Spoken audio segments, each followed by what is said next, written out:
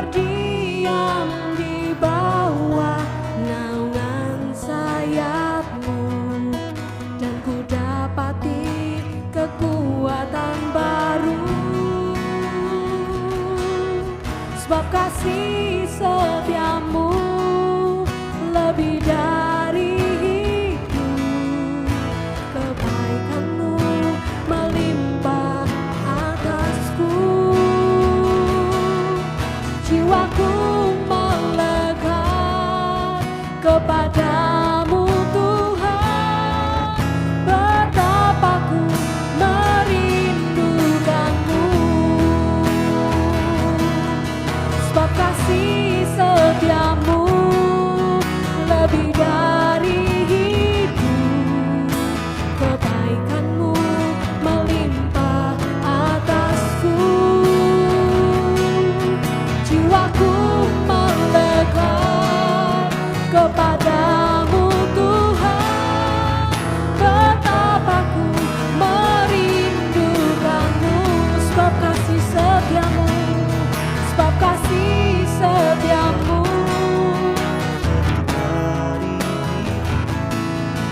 kebaikan-Mu melimpah atasku. Jiwaku melekat kepada-Mu Tuhan, betapa ku merindukan-Mu, betapa ku merindukan-Mu, betapa ku merindukan-Mu.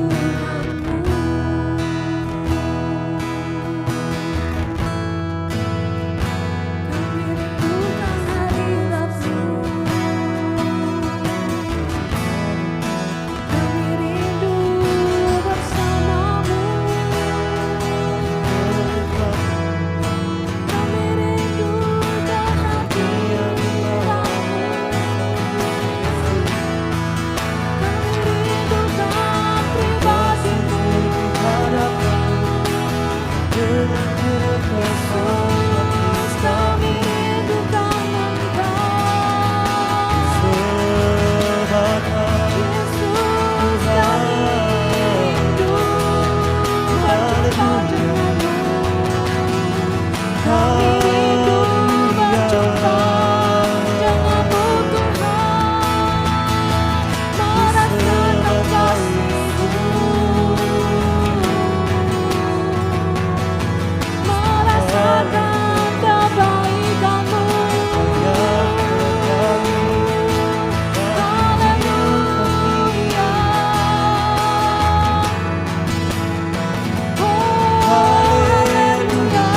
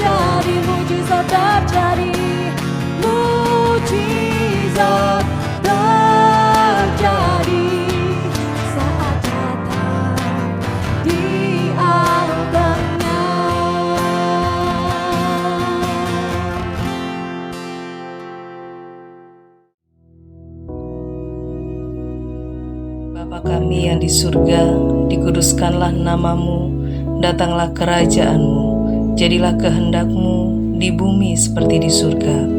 Berikanlah kami pada hari ini makanan kami yang secukupnya, dan ampunilah kami akan kesalahan kami, seperti kami juga mengampuni orang yang bersalah kepada kami. Dan janganlah membawa kami ke dalam pencobaan, tetapi lepaskanlah kami daripada yang jahat. Karena Engkaulah yang empunya kerajaan dan kuasa dan kemuliaan sampai selama-lamanya. Amin.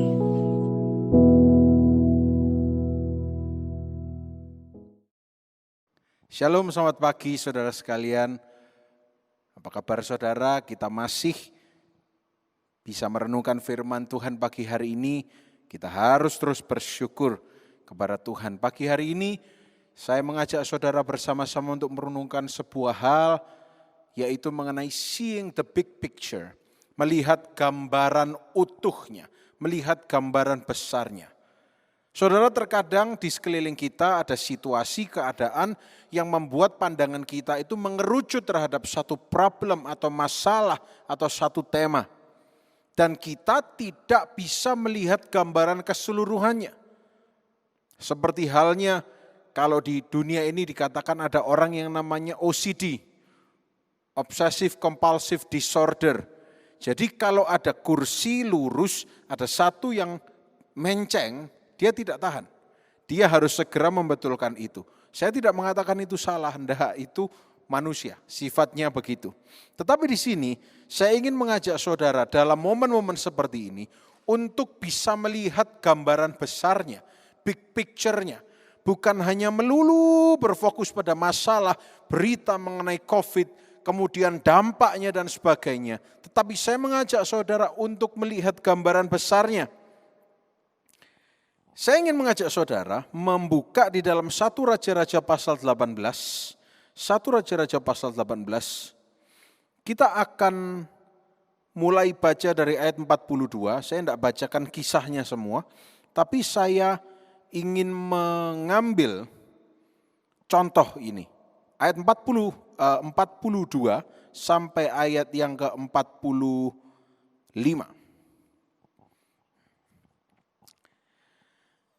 Di situ dikatakan saudara, lalu Ahab pergi untuk makan dan minum. Tetapi Elia naik ke puncak gunung Karmel, lalu ia membungkuk ke tanah dan mukanya di antara kedua lututnya. 43. Setelah itu ia berkata kepada bujangnya, naiklah ke atas, lihatlah ke arah laut. Bujang itu naik ke atas, ia melihat dan berkata, tidak ada apa-apa. Kata Elia, pergilah sekali lagi. Demikianlah sampai 7 kali. Di ayat 44 dikatakan, pada ke-7 kalinya berkatalah bujang itu, wah, awan kecil sebesar telapak tangan timbul dari laut. Lalu kata Elia, pergilah katakanlah kepada Ahab, pasang keretamu dan turunlah, jangan sampai engkau terhalang oleh hujan. 45, maka dalam sekejap mata langit menjadi kelam oleh awan badai, lalu turunlah hujan yang lebat. Saya potong sampai di sini dulu. Nah, saudara, kita baca dari ayat ini. Saya pernah bahas mengenai sebuah ayat yang berkata bahwa Elia hanyalah manusia biasa seperti kita. Elia bukanlah manusia super. Elijah was not a superhero atau superhuman being. Bukan. Tapi dia manusia biasa. Tetapi di sini yang bisa kita dapati adalah Elia mengenal siapa Tuhannya sehingga dia bisa melihat big picture. Nah, si bujangnya rupanya belum mengenal Allah Elia seperti Elia mengenal Allahnya. Dan ketika Elia berdoa, dan saudara tahu kisahnya, mohon supaya hujan itu turun. Ketika dilihat belum ada apa-apa itu. Terus kemudian Elia harusnya bisa putus asa. Tapi karena Elia tahu kalau Tuhan menyuruhnya, kalau Tuhan yang pernah membuat mujizat menghentikan hujan, Tuhan juga sanggup menurunkan hujan. Nah, Elia tetap berdoa, tetap percaya. Meskipun belum ada harapan. Saudara baca tadi, kita baca bersama-sama tadi, tidak ada harapan.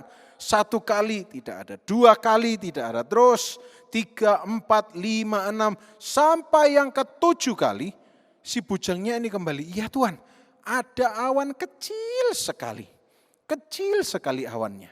Dan kemudian dengan awan yang kecil itu, maka Elia menyuruh bujangnya bilang pada Ahab, supaya dia cepat turun, supaya tidak terhalang hujan.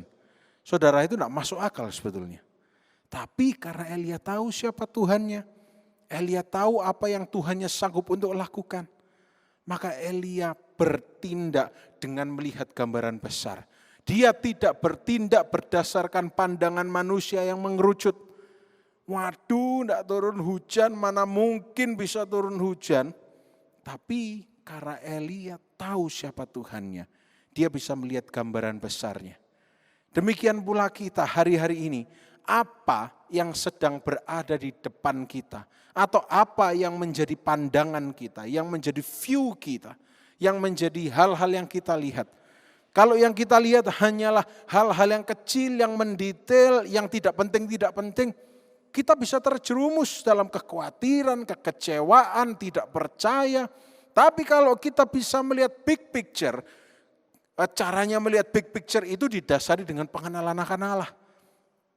Kalau orang yang penglihatannya itu selalu hal-hal yang sepele-sepele, maksudnya hal-hal yang kecil yang tidak penting, itu dia akan selalu, waduh mati aku, ini kok tambah parah ya di kota Mojokerto, waduh mateng aku, mulai jadi zona merah, waduh mati aku, dan sebagainya.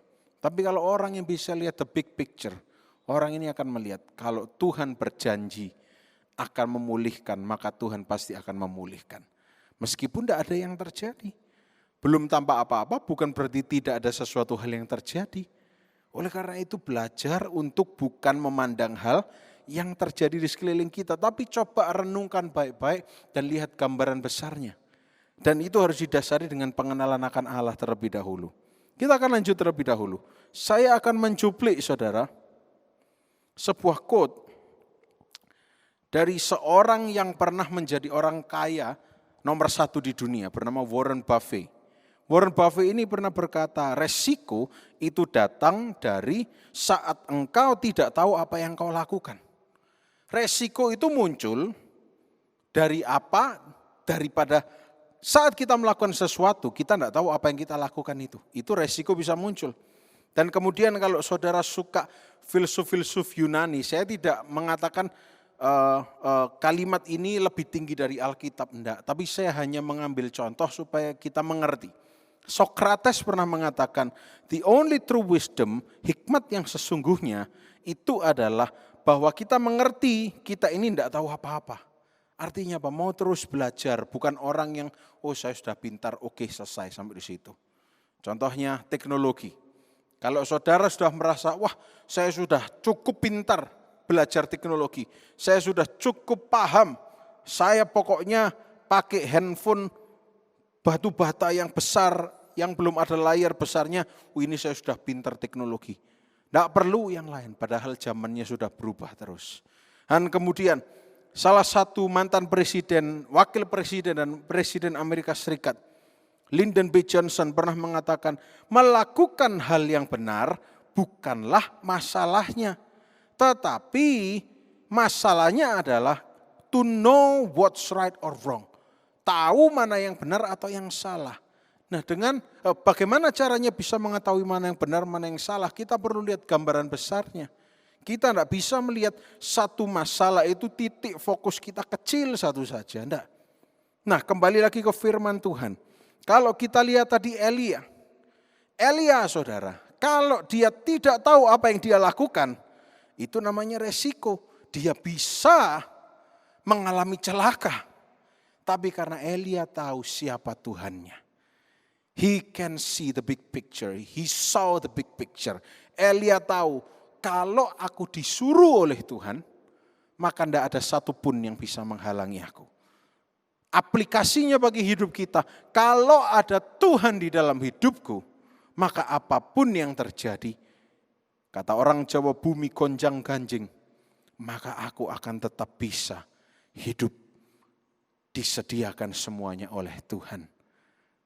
Kita sudah belajar banyak mengenai firman Tuhan. Ini saatnya kita mengaplikasikan ini. Bagaimana kita melihat itu bukan hanya kecil tetapi big picture. Kita lihat secara keseluruhan. Saudara, kita buka dalam Yesaya pasal 45 ayat yang kelima. Yesaya 45 ayat yang kelima. Dikatakan, akulah Tuhan dan tidak ada yang lain. Kecuali aku tidak ada Allah, aku telah mempersenjatai engkau sekalipun kau tidak mengenal aku. Biar ini menjadi landasan kita bahwa sekalipun Anda belum mengenal Allah Anda dengan baik, tapi Anda sudah dipersenjatai atau diperlengkapi. Maka tidak ada lagi namanya Tuhan itu jahat. Kalau Tuhan jahat, dia tidak mungkin melakukan hal ini. Oleh karena itu, ayo belajar untuk melihat gambaran besarnya. Big picture. Jangan cuma kalau kata orang Jawa Timur, maaf ini mungkin agak kasar, cupet saudara. Jangan cuma melihat gambaran kecilnya, tapi lihat gambaran besarnya. Saya tidak mengatakan saudara, saya tidak mengajak saudara, kita ambil hikmah dari pandemi ini. Tidak, itu orang duniawi. Kita tidak perlu ambil hikmah dari masalah ini. Dari masalah kita tidak dapat hikmah apa-apa. Tapi dari masalah kita tahu bahwa orang yang percaya kepada Tuhan akan tetap bisa dipelihara oleh Tuhan. Nah, kita lanjutkan. Kita akan kembali lagi saudara, baca Alkitab. Kita akan sama-sama buka di dalam Yeremia pasal yang ke-26. Ayat yang Yeremia pasal 24, 24 ayat 6 sampai 7. Yeremia pasal 24 ayat 6 sampai 7. Ayat 6 sampai 7 dikatakan demikian, maka aku akan mengarahkan mataku kepada mereka untuk kebaikan mereka. Dan aku akan membawa mereka kembali ke negeri ini. Aku akan membangun mereka, bukan meruntuhkannya. Aku akan menanam, bukan mencabutnya. Ayat 7, aku akan memberi mereka suatu hati untuk mengenal aku, yaitu bahwa akulah Tuhan. Mereka akan menjadi umatku, they will be my people. Dan aku ini akan menjadi Allah mereka, I will be their God. Sebab mereka akan bertobat kepadaku dengan segenap hatinya. Saya tidak mengatakan bahwa dengan ada masalah ini akan banyak sekali orang yang bertobat. Dah. Konsep berpikirnya bukan sempit itu, tetapi di sini yang harus menjadi big picture kita ada di ayat 6 tadi. Dikatakan, aku akan membangun mereka, bukan meruntuhkannya. Aku akan menanam, bukan mencabutnya. Apapun yang terjadi saudara, kita harus tahu bahwa Dia Allah yang akan selalu membuat kita dibangun. Membuat kita menjadi orang yang terus bertumbuh. Dan bahkan di ayat yang ke-7 dengan tegas dijelaskan. Tuhan berkata melalui Nabi Yeremia, dikatakan they will be my people. Mereka akan menjadi umatku dan aku ini akan menjadi Allah mereka. Aku akan memberikan kepada mereka suatu hati untuk mengenal aku. Seeing the big picture. Mengenal siapa Tuhan kita. Saudara, mengenal Tuhan kita itu layaknya seperti kita kalau di dalam pekerjaan atau zaman kita sekolah dulu. Misalnya saudara cukup bandel dulu ya. Saya ini cukup bandel dulu di sekolah saudara. Saudara sekolah. Dan kemudian tiba-tiba suatu hari saudara agak telat datang ke sekolah. Tapi saudara santai. Karena apa? Saudara merasa saudara kenal. Saya pernah datang agak telat dan ketika sampai di depan gerbang sekolah, gerbangnya sudah ditutup. Tapi saya jalan aja dekat gerbang. Pak, agak telat sedikit Pak. Ya silakan masuk. Kenapa? Karena saya baik sama security-nya. Saya sering belikan mereka jajan, saya sering belikan mereka minum. Nah, kalau kenal, tenang. Tapi coba kalau tidak kenal, gugup. Itu contoh yang buruk sih sebetulnya tadi. Tapi itu contoh sederhana. Kalau saudara mengenal seseorang yang punya kuasa, yang punya kekuatan lebih besar, saudara tidak perlu khawatir. Dalam momen-momen seperti ini, yakinkan bahwa saudara kenal Allah saudara.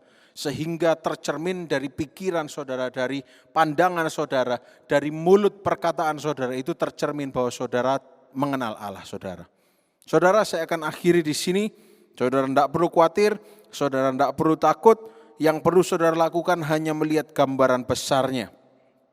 Semakin kita mengenal Allah, garis bawahi ini, semakin kita tahu bahwa begitu Allah rindu untuk membuat hidup kita ini jadi lebih baik lagi dalam situasi apapun.